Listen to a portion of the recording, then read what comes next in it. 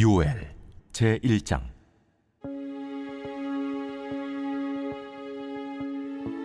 부두엘의 아들 요엘에게 임한 여호와의 말씀이라. 늙은 자들아, 너희는 이것을 들을지어다. 땅의 모든 주민들아, 너희는 귀를 기울일지어다. 너희의 날에나 너희 조상들의 날에 이런 일이 있었느냐? 너희는 이 일을 너희 자녀에게 말하고 너희 자녀는 자기 자녀에게 말하고 그 자녀는 후세에 말할 것이니라. 팥중이가 남긴 것을 메뚜기가 먹고 메뚜기가 남긴 것을 느치가 먹고 느치가 남긴 것을 황충이 먹었도다. 취하는 자들아, 너희는 깨어 울지어다. 포도주를 마시는 자들아, 너희는 울지어다. 이는 단 포도주가 너희 입에서 끊어졌음이니 다른 한 민족이 내 땅에 올라왔으리로다. 그들은 강하고 수가 많으며 그 이빨은 사자의 이빨 같고 그 어금니는 암사자의 어금니 같도다. 그들이 내 포도나무를 멸하며 내 무화과나무를 긁어 말갛게 벗겨서 버리니 그 모든 가지가 하얗게 되었도다. 너희는 처녀가 어렸을 때 약혼한 남자로 말미암아 굵은 배로 동이고 애곡함같이 할지어다. 소제와 전제가 여호와의 성전에서 끊어졌고 여호와께 수종드는 제사장은 슬퍼하도다. 밭이 황무하고 토지가 마르니 곡식이 떨어지며 새 포도주가 말랐고 기름이 다하였도다. 농부들아, 너희는 부끄러워할지어다. 포도원을 가꾸는 자들아, 곡할지어다. 이는 밀과 보리 때문이라. 밭의 소산이 다 없어졌음이로다. 포도나무가 시들었고 무화과 나무가 말랐으며 석류나무와 대추나무와 사과나무와 밭의 모든 나무가 다 시들었으니 이러므로 사람의 즐거움이 말랐도다. 제사장들아, 너희는 굵은 배로 동이고 슬피 울지어다. 제단에 수종드는 자들아, 너희는 울지어다. 내 하나님께 수종드는 자들아, 너희는 와서 굵은 배 옷을 입고 밤이 새도록 누울지어다. 이는 소제와 전제를 너희 하나님의 성전에 드리지 못함이로다. 너희는 금시계를 정하고 성회를 소집하여 장로들과 이 땅의 모든 주민들을 너희 하나님 여호와의 성전으로 모으고 여호와께 부르짖을지어다. 슬프다 그날이요. 여호와의 날이 가까웠나니 곧 멸망같이 전능자에게로부터 이르리로다. 먹을 것이 우리 눈앞에 끊어지지 아니하였느냐? 기쁨과 즐거움이 우리 하나님의 성전에서 끊어지지 아니하였느냐? 씨가 흙덩이 아래에서 썩어졌고 창고가 비었고 곡간이 무너졌으니 이는 곡식이 시들었음이로다. 가축이 울부짖고 소떼가 소란하니 이는 꼴이 없음이라. 양떼도 피곤하도다. 여호와여, 내가 주께 부르짖으오니 불이 목장의 풀을 살랐고 불꽃이 들의 모든 나무를 살랐음이니이다. 들짐승도 주를 향하여 헐떡거리오니 시내가 다 말랐고 들의 풀이 불에 탔음이니이다. 오늘의 말씀 요엘서 1장의 말씀입니다. 요엘서는 유다 땅의 대재앙을 예언한 말씀으로 총 3장으로 되어 있고 두 부분으로 나누어집니다. 첫 번째 부분은 1장에서 2장 27절까지 하나님의 심판을 다루고 회개와 회복의 약속을 권면하고 있으며 또 두 번째 부분은 2장 28절에서 마지막 장까지 이 재난에 대해서 설명하면서 앞으로 나타날 하나님의 심판은 비교할 수 없을 만큼 더욱 무서울 것이다 라고 언급하고 있습니다. 그날의 재난은 단지 유다뿐만이 아니라 열방이 심판의 대상이 될 것이고 하나님 앞에서 서게 될 것이라고 말하고 있으며 메뚜기 떼의 소리가 잠잠해질 때 여호와의 심판의 시간이 다가올 것이다 라고 말하고 있습니다. 오늘 본문 요엘서 1장은 거대한 메뚜기 떼의 재난으로 모든 땅의 곡식이 없어지고 양떼와 소떼의 초목지가 파괴되고 무화과나무의 껍질까지 제거될 것을 예언하고 있습니다. 또한 기근과 가뭄이 나라 전체를 에워싸고 사람들과 동물들이 죽어간다고 말하고 있으며 유다 백성들이 범죄를 고집할 경우 불을 통해 멸망이 시작될 것이다 라고 예언하고 있습니다. 오늘 말씀에서 요엘은 유다 백성들을 향해 이 재앙의 의미를 분별하며 바른 삶을 살 것과 그들의 깨달은 교훈을 다음 세대까지 계속해서 전하라 라고 말하고 있습니다. 2절 말씀을 보면 늙은 자들아 너희는 이것을 들을지어다. 땅의 모든 주민들아 너희는 귀를 기울일지어다. 너희 날에나 너희 조상들의 날에 이런 일이 있었느냐 라고 하였습니다. 이런 일이라는 것은 앞서 언급했던 유다 땅에 닥친 메뚜기 재앙입니다. 이어서 요엘은 너희는 이것을 들을지어다 너희는 귀를 기울일지어다 라고 말하고 있습니다. 이것은 그에게 임한 여호와의 말씀을 말합니다. 즉 메뚜기 떼 재앙과 관련하여 말씀하시는 하나님의 말씀을 들으라 라는 겁니다. 4절 이하의 내용을 보면 무서운 메뚜기 떼가 습격하여 온 유다 땅의 식물들은 하나도 남지 않았고 완전히 초토화가 되어버렸습니다. 메뚜기 떼가 지나간 유다 땅에는 포도나무도 사과나무도 석류나무도 무화과나무도 다 말라버렸고 밭의 모든 곡식조차 하나도 남지 않았습니다. 이러한 메뚜기 떼의 습격으로 인하여 유다 백성들은 엄청난 충격과 고통에 빠질 수밖에 없었습니다. 거기다 극심한 가뭄은 그들의 삶을 더욱 피폐하게 만들어버렸습니다. 그러자 그들 중 일부는 하나님의 심판으로 말미암아 멸망하게 되었다라고 절망하는 사람이 있었고, 다른 일부는 메뚜기 떼의 습격과 가뭄은 단지 자연재앙일 뿐이며 잠시 후면 모든 위기가 지나가고 다시 정상화될 것이라는 아니라는 생각을 가진 사람도 있었습니다. 하지만 그들의 생각은 그 어느 것도 옳은 것이 없습니다. 그들에게 닥친 재앙이 하나님의 심판이라는 것은 맞지만 그것으로 유다가 멸망하고 마는 것은 아니었습니다. 그렇다고 시간이 흐르면 자연스럽게 위기가 극복될 수 있는 것은 더더욱이 아니었습니다. 하나님은 이런 유다 백성들에게 요엘 선지자를 통하여서 유대에게 임한 재앙이 어떤 의미를 가진 것인지 분명하게 알려주시고자 하셨습니다.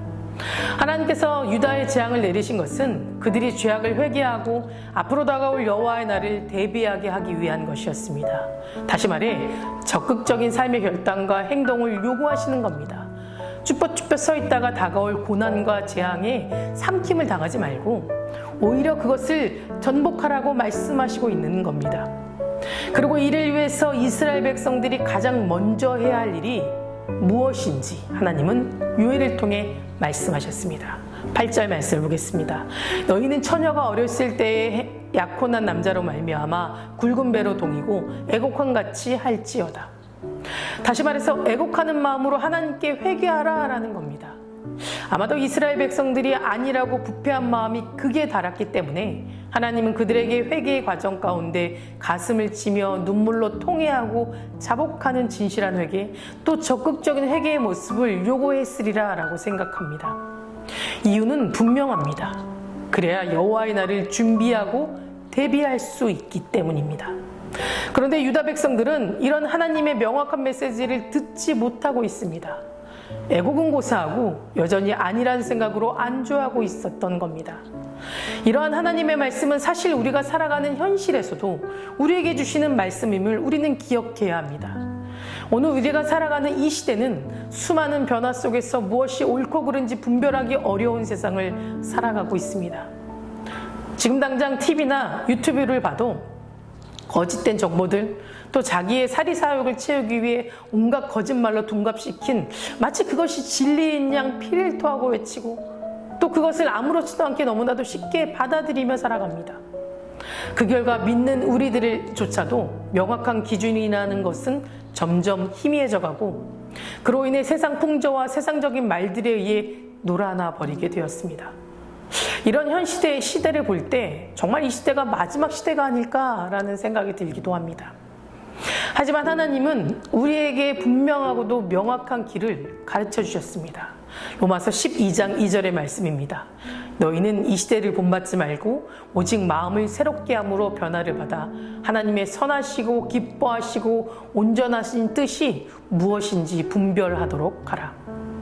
세상 가운데서도 진리의 말씀이라는 기준을 가지고 그것이 그분의 뜻인지 분별하며 살아가는 자에게는 세상이 줄 수 없는 하나님의 참된 기쁨과 자유를 누리며 새로운 마음을 날마다 허락해 주시겠다라는 것입니다. 유다 백성들이 선지자를 통해 주시는 하나님의 말씀으로 그 시대를 바르게 분별하였듯이 오늘 이 시대에도 우리는 우리 주변에 일어나는 일들에 대해서 하나님의 뜻과 말씀을 바르게 분별하고 이것을 내 삶에 적극적으로 적용시켜야 합니다. 그리고 행동으로 나타내야만 합니다. 그렇게 될 때 우리는 항상 하나님의 뜻에 부합한 삶, 실패와 위기를 뛰어넘어 성공과 축복의 삶을 살아갈 수 있게 됩니다. 이어서 요엘 선지자는 그 시대에 있었던 메뚜기 재앙을 자손들에게 그대로 전하라고 말하고 있습니다. 요엘이 메뚜기 재앙에 대하여 대대손손 알게 하라고 하는 이유는 무엇일까요? 그것은 유다 백성들이 메뚜기 재앙을 받게 된 이유를 기억하면서 늘 죄로부터 경계해야 하기 위함을 말하고 있는 겁니다. 오늘날 영적 암흑기 속에서 여전히 우리의 영적 도약을 가로막는 존재들은 너무나도 많습니다. 그럼에도 우리가 이 길을 완전히 끌어내지 않으면 결코 다음 세대가 가야 할 길은 더 이상 존재조차 하지 않게 될 겁니다. 저는 개인이 가고 있는 신앙의 갈림길도 중요하지만 이 갈림길 속에서 우리의 선택은 곧 다음 세대의 갈림길로 이어진다는 것이 더 중요하다라고 생각합니다. 어떤 분이 이런 말을 했습니다. 한 세대에 생긴 구멍은 다음 세대로 전달된다. 우리가 만약 신앙의 갈림길 속에서 여전히 방황하고 명확하게 어떤 길이 예수님께서 가신 길인지를 보여주지 못한다면 그 구멍은 나에게로 남게 되는 것이 아니라 그것이 축적되어서 다음 세대에게도 전달될 것입니다. 예수님은 이 구멍을 메꾸시기 위해서 이 땅에 오셨고 최고의 모델이 되어주셨습니다. 제자들은 인간 예수님 옆에서 보고 듣고 만지고 때로는 실패를 통해서 값진 것을 얻게 되었습니다. 이렇게 변화된 수많은 제자들을 통해서 다음 세대 그리고 다음 세대 그리고 또 그 다음 세대로 이어지게 되면서 어쩌면 여러분들이 이제 막 자라나는 다음 세대를 이끌어가야만 하는 스승이 되었다고 생각합니다. 지금은 저와 여러분들이 보여줘야 할 차례입니다. 예수님께서 묵묵히 가셨던 그 길, 자기에게 가장 좋고 편하고 자신을 만족하게 할 것들을 다 포기하고 오직 우리를 사랑의 사람으로 세우기 위해서 가장 옳은 길, 가장 의로운 길, 가장 행복한 길을 위해 자기를 내어주셨던 바로 그 길을 우리가 가야 할 차례라고 저는 생각합니다.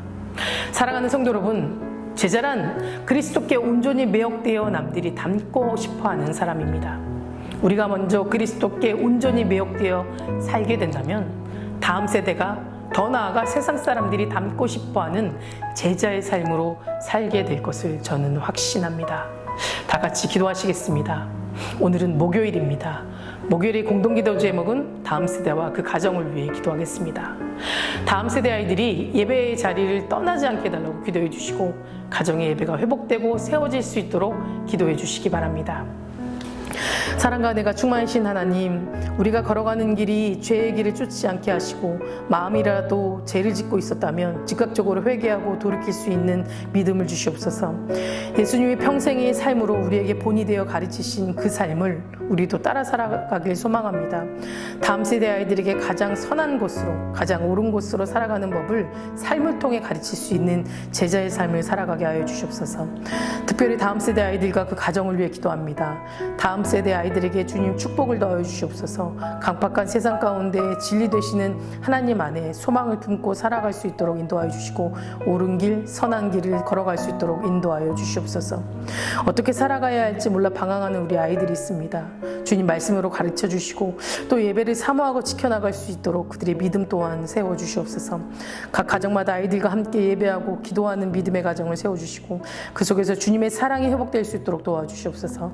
담임 목사님 말씀의 능력을 넘치게 부어주셔서 말씀을 선포하실 때마다 죽은 영혼이 살아나고 병든 자들이 나음받는 역사가 일어나게 하여 주시옵소서. 암으로 치유받고 있는 박재순 권사님, 유은영 권사님, 김시아 권사님, 오유미 성도, 박세현 청년, 유경미 청년 깨끗이 치유하시고 소망을 붙이고 살게 하여 주시옵소서. 투석 중인 성도님들, 사고로 입원 중인 성도님들 힘을 주시고 우울증 공황장애 불면증 겪고 있는 성도님들에게는 평안함을 허락하여 주시옵소서. 새벽마다 1000번째 드리며 간구하는 기도 제목에 응답하여 주실 줄 믿사오며 이 모든 말씀 예수 그리스도 이름으로 간절히 기도드립니다. 아멘.